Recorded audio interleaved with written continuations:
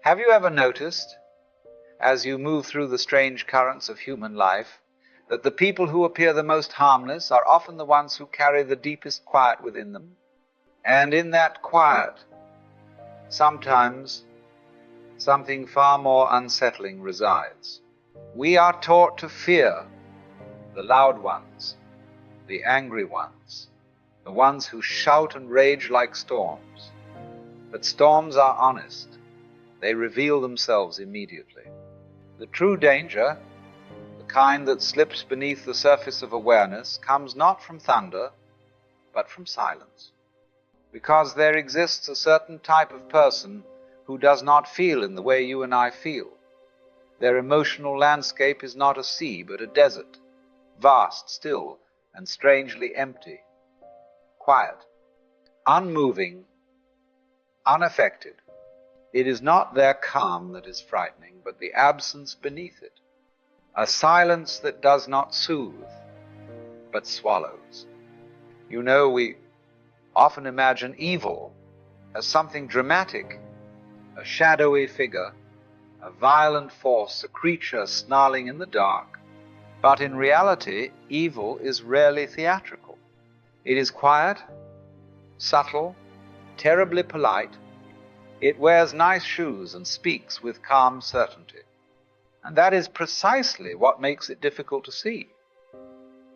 To understand what we call evil, one must look beneath the mask, not at the behavior itself, but at the psychology beneath it. For dangerous people are not merely acting out of malice, they are acting from deficits, profound absences in the human structure. If you wish to understand the first sign of a dangerous human being, you must begin with a rather curious absence, the absence of empathy.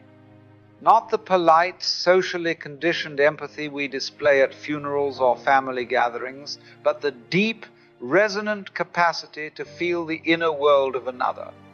Most people possess, at least to some degree, the strange gift of emotional resonance. When you hurt, something within them trembles. When you rejoice, something in them rises. It is an invisible thread that binds us together as one human tapestry. But there are those who do not possess this thread at all. They understand your pain only as an observer understands a distant storm. They can describe the clouds, but they cannot feel the rain. Now, this absence does not announce itself loudly. In fact, it often hides behind an unnerving calmness.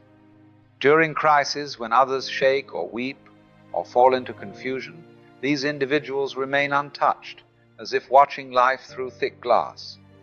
And you may mistake this emotional neutrality for wisdom, composure, or strength of character. But it is not wisdom, it is distance. It is not composure, it is emptiness. For when someone cannot feel the suffering of others, they are free to do anything without the natural brakes that compassion provides. And a person without brakes may move through the world with extraordinary smoothness, yet leave devastation quietly behind them.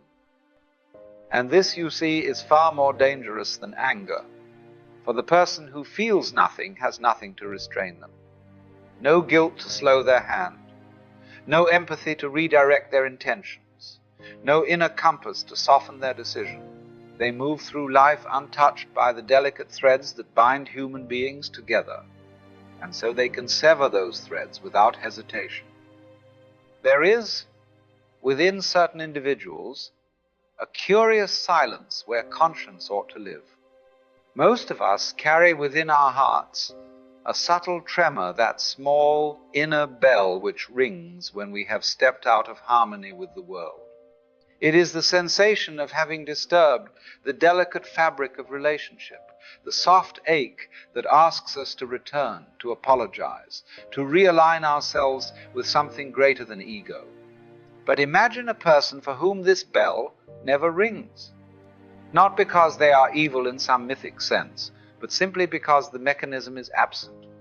There is no guilt, no remorse, no inner pause before causing harm. And so, they move through life without the gentle friction that shapes ordinary human behavior. Instead, they drift into a sort of moral disengagement, the capacity to justify anything, to rationalize everything, as though they themselves were the sole axis around which the universe turns. When this lack of conscience appears in daily life, it is often subtle at first. You may notice how they craft elegant explanations for actions that would trouble the heart of an ordinary person. They do not feel the sting of wrongdoing, and so they cannot understand why you do. And in this absence of inner resistance, one discovers a quiet, unnerving truth. A person who feels no guilt can reshape reality to suit their desires without ever noticing the cost to others. For conscience is not merely a list of rules or moral commandments handed down by society. It is rather the echo of empathy within oneself. It is the internal tug that whispers, "You have caused harm, you must make this right." But if one does not feel the tremor of another's suffering, then this echo never forms. There is no inner tug, no whisper, no hesitation. In such a person, guilt is not a natural response, it is only an inconvenience. Remorse is a performance, accountability is a foreign language. This is why they gaslight, not simply to confuse you, but because the idea that they could be wrong is intolerable to them. Without the gentle restraint of conscience, the boundary between relationship and utility begins to blur. Instead of discovering that people are living mysteries to be met with wonder, they learn that people are instruments, tools to secure safety, admiration, comfort, or control. And so they move through life not relating but utilizing. When you encounter such a person, you may notice a subtle tension, as though they are not truly with you but rather calculating around you. Their eyes do not seek your soul. They search for usefulness. Your feelings, your dreams, your vulnerabilities become variables in an equation they are attempting to solve for their own benefit. This is where charm enters the picture, not as a quality of the heart, but as a learned technique. Some individuals become remarkably skillful at reading emotional cues, not because they feel deeply, but because they have learned that understanding people's reactions grants them a certain power. What appears as emotional intelligence is, in truth, the strategic use of observation.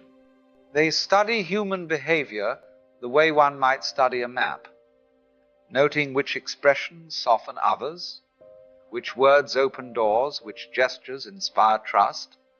This adaptive masking becomes their survival strategy, and over time it becomes their method of influence. Their charm is calculated, their warmth is deliberate, their attentiveness is structured, their timing is precise. You can see this in the way they enter a new relationship with extraordinary speed. They offer praise, intensity, certainty, not because they feel it, but because they know its effect. Then there is the mirroring, the uncanny ability to reflect your interests, your humor, even your worldview. It feels at first like profound resonance. At last, someone who understands. But what you are experiencing is not understanding, but imitation. A mask shaped precisely to fit your expectations. This is emotional intelligence without heart, a skillful performance of humanity that lacks the inner human core. And when the mask slips, as it always does, you discover that the charm was never affection, it was strategy.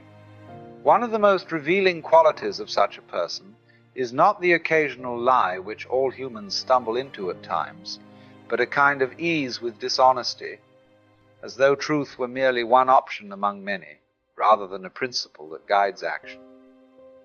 To them, a lie is not a moral event. It is simply a tool. And because they do not experience the internal friction of conscience, their relationship with truth becomes fluid, adjustable, almost casual. They do not lie to deceive in a theatrical sense. They lie because it is efficient. It solves a moment. It maintains an image. It avoids accountability. You can often detect this pattern not by the lie itself, but by the speed with which the story shifts. Details bend, timelines rearrange, a contradiction appears, and instead of pausing, instead of the natural discomfort most people feel, they simply create a new version of events to fill the gap. And beneath this fluid relationship with truth lies something even more revealing. Not an emotion, not a belief, but a drive. A behavioral gravity that pulls every one of their actions into the same orbit. There is another trait that separates ordinary difficult people from truly dangerous ones. An underlying, persistent need for control. Not control as dominance in the crude sense, but control as structure, the quiet compulsion to position themselves as the organizing principle of every interaction.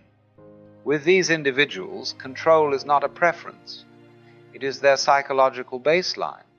When a person lacks empathy and conscience, they require external management of their environment to compensate for their internal emptiness. And so they begin to shape the dynamics around them with unnerving subtlety, deciding what is discussed, what is ignored, what is interpreted, and what is denied. You will see it in how they test boundaries, early small interruptions, minor corrections, strategic withholding. These are not accidents, they are probes. They are measuring how easily your reality can be adjusted. A dangerous person cannot tolerate equality. Equality threatens their sense of authority. They function only when they are elevated emotionally, intellectually, or morally. And the moment you stop responding to their cues, they escalate, not with chaos, but with precision. One of the clearest examples of this quiet form of danger can be found in a man who never raised his voice, never appeared violent, and never looked like the embodiment of cruelty. Adolf Eichmann. Eichmann was not the stereotype of evil. No rage, no spectacle, no dramatic presence. He was orderly, polite, efficient, the sort of man who gave the impression of a well-trained clerk or a disciplined administrator. And yet, behind that ordinary exterior was something far more unsettling, a near-total absence of empathy and conscience. When questioned after the war, Eichmann didn't express hatred. He didn't express ideology. He barely expressed emotion at all. He simply described his role as one would describe a series of administrative tasks, paperwork, logistics, coordination. Human suffering was not denied, it was simply irrelevant. A detail, a footnote. The emotional meaning of the pain he facilitated never seemed to register. And that is what makes him such a crucial example. Eichmann did not commit atrocities because he was consumed by passion or driven by personal rage. He committed them because nothing inside him resisted. No empathy to interrupt the process. No conscience to create tension. No inner life deep enough to confront the consequences of his actions. Hannah Arendt called it the banality of evil, the terrifying truth that great harm can be carried out not by monsters but by empty men who simply follow the path of least internal resistance. This is the kind of danger most people fail to recognize. Not the man who looks frightening, but the man who feels nothing. If we are to speak honestly about dangerous individuals, we must make a crucial distinction, one that prevents confusion and keeps us intellectually honest. Not every person who appears cold and silent is a threat, but a dangerous person behaves differently. A traumatized person may seem distant, but they do not study your reactions like data points. They do not adjust their facial expressions like tools. They do not weaponize ambiguity. A dangerous person does. The point is not to fear every quiet individual, but to recognize when silence is a signal rather than a symptom. Wisdom lies in noticing when detachment serves survival and when detachment serves control. After seeing the structure of a dangerous mind, when understanding alone is no longer enough, one must turn inward and recognize a simple truth. Your inner world is your only real possession. Everything else can be borrowed, traded, or taken, but your clarity that is yours to protect. Now, protection is often misunderstood. People think it means building walls or living in suspicion, but self-protection is far more subtle than that. It is simply the ability to step back from anything that disturbs the natural order of your mind. When a person's presence bends your sense of reality, pulls you into confusion, or invites you out of yourself, it is not noble to endure it. It is foolish.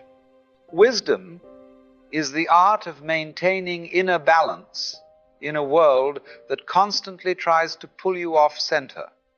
And so, if you find that someone operates without empathy, without conscience, or without any sense of responsibility for the impact of their actions, the appropriate response is distant, not punishment, simply space, a quiet reclaiming of your own perspective.